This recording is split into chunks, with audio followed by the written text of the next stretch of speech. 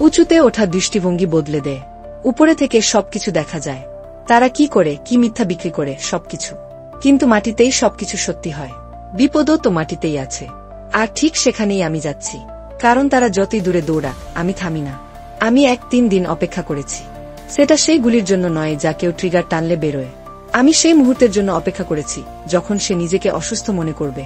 সেটাই শিল্প, ধৈর্য, একাগ্রতা এবং নিশ্চিত এক অনুভূতি। আমি যখন হিলক ভাঙি, তার নিচে থাকা জগতটি নড়ে।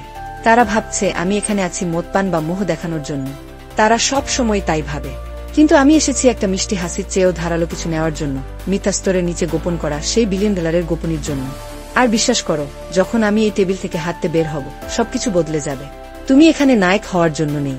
তুমি এখানে আছো কারণ আলো নিভে গেলে তোমার চোখ কাঁপে না। বিশ্বের আরেকটা প্রতীক দরকার নেই।